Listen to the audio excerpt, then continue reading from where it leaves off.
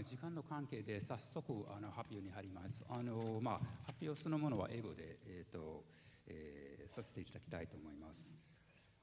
My comments are basically of two types. One, kind of prefatory remarks that I'd like to make about certain common themes that have kind of weaved their way through much of the papers that have been presented over the last 2 days. And then some specific comments towards as many of the papers that I can get to in the time remaining. First of all, I'd say that there are 3 aspects of the current discourse of race that have been discussed in these presentations. One is race as transformative, that race is polymorphic, that it is fluid, that it is immensely mutable, polysemic, it has many meanings, that it's something that can be altered. And that the ways in which race is discussed, represented, perceived, accessed, and consumed have also changed and are changing. The second aspect that I would identify is race as something that is to be transcended, or something that can be transcended. And I think we find this discourse in the language that speaks of post-black or colorblind society or post-race society. And we see this in the arts, we see it in political life, we've seen it as recently as the 2008 presidential election. But here we come to a third aspect of this discourse on race, and that is that it is rife with contradictions which seem to serve and reinforce, reify, and reinscribe the very racial boundaries they deny. And let me return then to the US presidential election. We've heard President Obama state that, well, there's no black America, there's no white America, there's no yellow America, just the United States of America. Yet it's interesting that at this point in this apparently colorblind America, America is celebrating, and in many cases the world is celebrating, the first black president.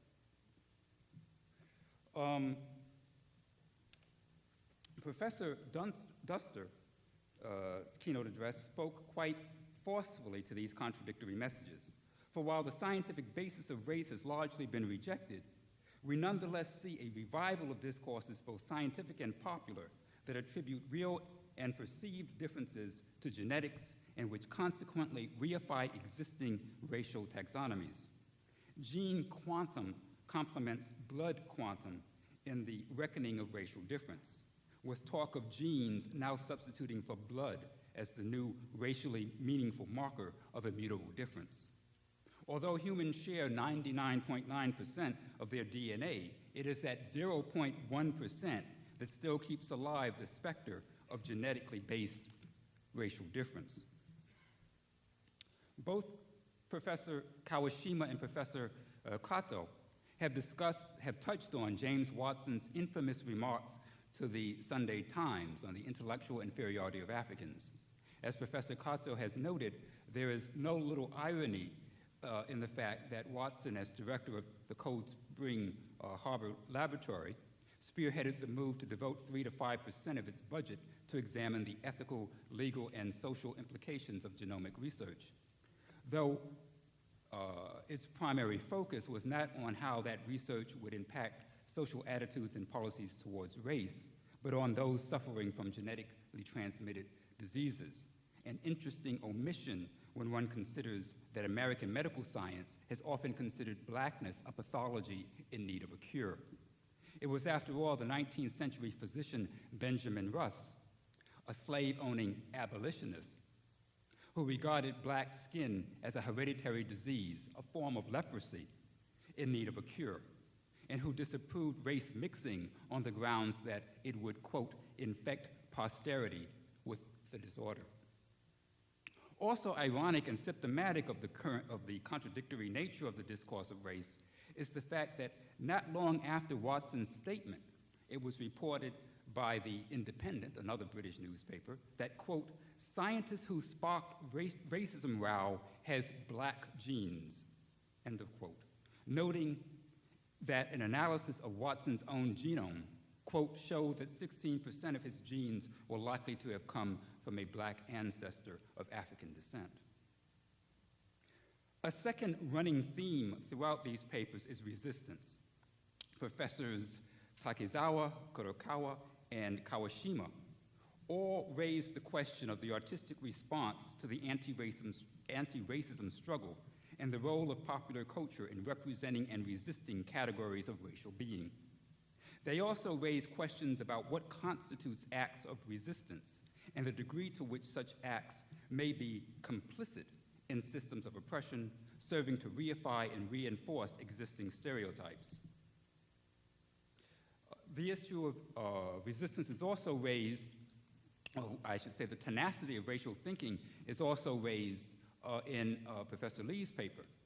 Resistance to racial topographies, to racial categories, does not mean the rejection of the system of racial categorization itself, only one's place or the place of one's group within it, a place that can be finessed and renegotiated by recalibrating the valences attached to such categories to favor one's own group, and in so doing, again, reifying the reality of difference. As Professor Lee's paper points out, some Korean ideologues under Japanese colonial rule, while resisting negative characterization or categorization of Koreans, did not reject the notion that there were fundamental differences between them and Japanese. Indeed, some advanced notions of Korean supremacy. The system of charting, identifying, and ranking differences is retained. Only the meaning of those differences and their assessment is altered. And we might talk about, for example, negritude and Leopold Senghor's famous statement that reason is Greek and emotion Negro. Or we could talk about the voluminous amount of material written in Japan by Japanese scholars and also by American scholars or Western scholars on the Nihon Jinron. Professor Kawashima's paper on Black athleticism suggests that a new trend has appeared which challenges representations of blacks as natural athletes, replacing them with counter-representations that represent blacks as combining in roughly equal measure both intelligence and athleticism. What is interesting about these counter-representations, however, is their limited scope. For the most part, Hollywood has not sought to counter the stereotype of black athletic superiority by portraying its opposite, blacks as primarily intellectual beings. Rather, it continues to depict blacks as bodies, but bodies with minds.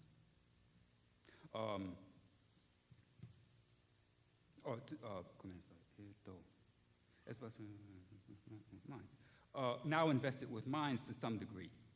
Seldom does it depict them as minds with bodies, and virtually never as minds.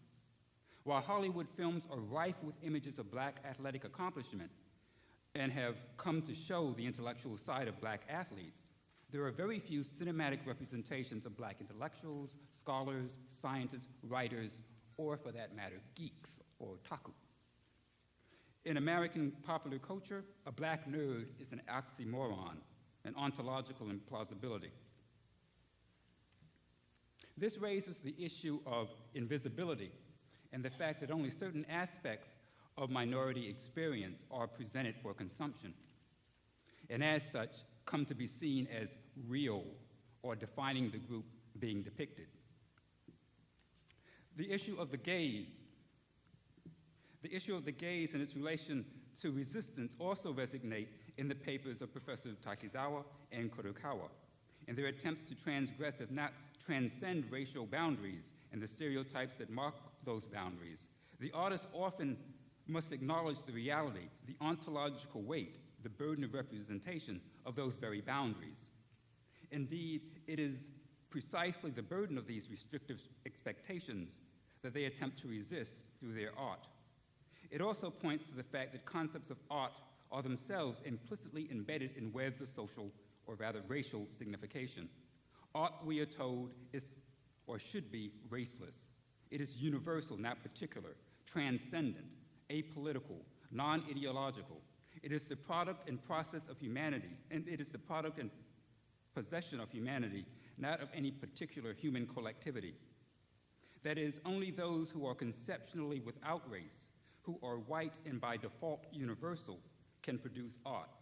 Art with a capital A. All other forms of art are small a art, primitive art, folk art, tribal art, and stigmatized as victim's art. I could go on, but I've been told that I'm running out of time, so I'll just leave it there. There are other comments that I would have made about the remaining papers, but there isn't enough time to address them. Thank you.